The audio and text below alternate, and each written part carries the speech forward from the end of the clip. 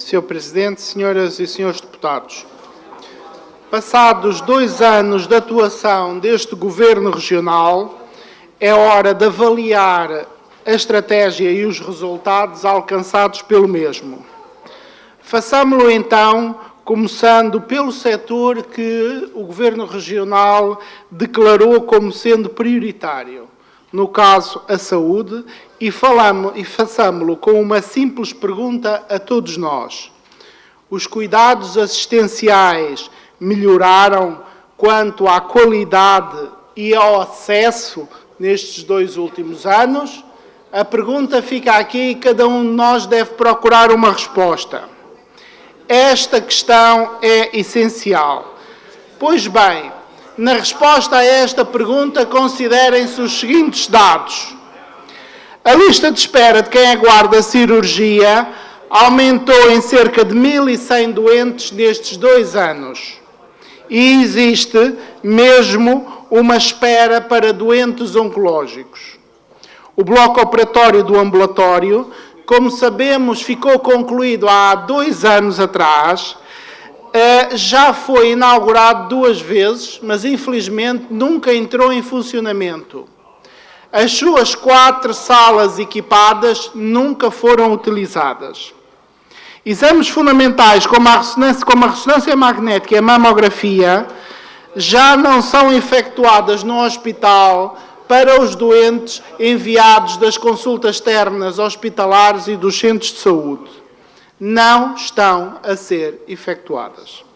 A espera para um ataque é agora superior a 26 meses. Repito, 26 meses.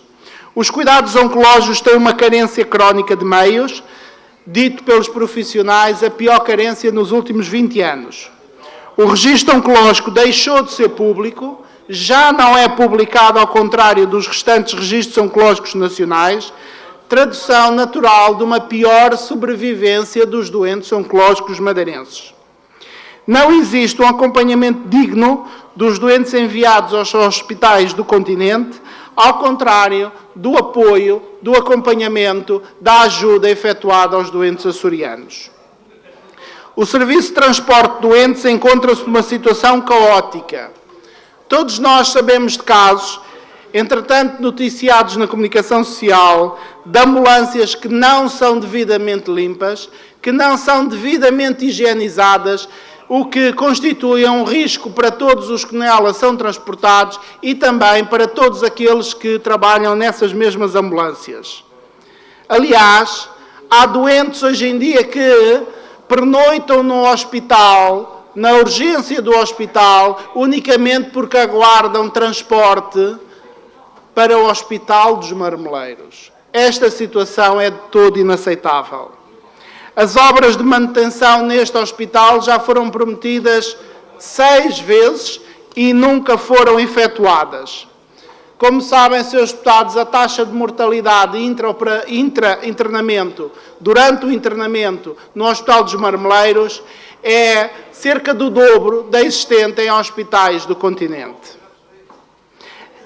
Pior ainda é a gestão de medicamentos que funciona com 2 estoques de medicamentos, um geral e um outro VIP, dos quais só alguns doentes têm acesso a este segundo estoque e os critérios são decididos pela administração. A prescrição de medicamentos de segunda linha, daqueles que não são os melhores, daqueles que não são os mais eficazes, daqueles que têm mais efeitos laterais, passou a ser uma norma, disse a Ordem dos Médicos. Hoje, em junho de 2017, só há um psiquiatra a fazer consultas de psiquiatria no Serviço Regional de Saúde, porque o segundo saiu na semana passada. Enquanto que nos Açores há 21 psiquiatras a fazerem consultas no sistema público.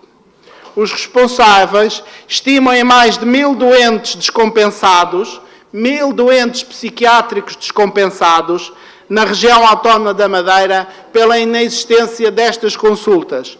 o que certamente está na origem de inúmeros casos de suicídio, bem como de homicídio ocorridos recentemente na Madeira.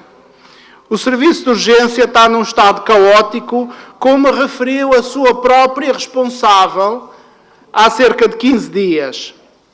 E afirmou mais que os cuidados prestados atualmente estão no vermelho, expressão da responsável, com atrasos, carências, descoordenação, bem como falta de segurança, bem como de privacidade ao nível do que existia nos anos 80. O processo de resolução dos elevados custos de estacionamento do hospital, a ativação do serviço de medicina nuclear, estão todos parados. Pior é a paragem do processo de construção do novo hospital, que agora intricou numa birra entre o Governo Regional e o Governo Nacional. Aquele grande esforço e consenso que existia entre as diferentes forças políticas na região autónoma da Madeira relativamente ao novo hospital desaparece a cada dia que passa, porque muitos partidos não se revêem nesta estratégia do Governo Regional relativamente à construção do novo hospital. A gestão dos recursos humanos do Cesarame regressou à praxis existente no tempo do Dr. Alberto João Jardim e regressou pelas mãos do atual secretário com o medo, a ameaça e a partidarização a serem presença constante no trabalho diário do Cesarame. Como referiu ainda recentemente um relatório do Colégio da Especialidade de Medicina Geral, numa avaliação que fez no mês de maio ao Serviço Regional de Saúde. Simplesmente, quando inquiridos pelos técnicos, os enfermeiros, os médicos e os auxiliares recusam-se a falar em público e só dão informações em privado. Ou seja, este setor encontra-se num beco sem saída. O PSD levou a saúde a um beco sem saída e não sai desse beco porque não consegue retroceder, não consegue pedir desculpa aos profissionais, não consegue mostrar transparência aos utentes e porque não consegue inverter a política. Sem rumo, sem estratégia e sem motivação, bem como sem critérios e transparência, o PSD levou a saúde a um beco sem saída. Mas podemos perguntar, no Serviço Regional de Saúde está tudo mal? Certamente que nem tudo está mal. E nós somos o primeiro a reconhecer. Mas nós consideramos que na região autónoma da Madeira os madeirenses têm que ter cuidados de saúde iguais ou melhores do que existentes no resto do país. E aqui só se compara comparando uma região com outra. E, portanto, quero deixar aqui este repto para que as coisas mudem. Senhoras e senhores deputados, ainda nesta Assembleia, na semana passada, o Sr. Secretário das Finanças, Dr. Rui Gonçalves, disse que o problema da saúde não é tanto da falta de medicamentos, mas da deficiente gestão de meios. É absolutamente incrível como um secretário do mesmo governo faz este tipo de afirmações. Mas se este é o setor prioritário, outros setores claramente são deficitários. Vejam-se as situações da não resolução do problema das tarifas aéreas com o continente, da ligação aérea ao Porto Santo, do transporte de ferro de passageiros para o continente, que o Governo até admite que nunca haverá transporte de ferro de carga para o continente, a questão do avião cargueiro que foi esquecida, o facto da agência de investimento que foi prometida nunca saiu do papel,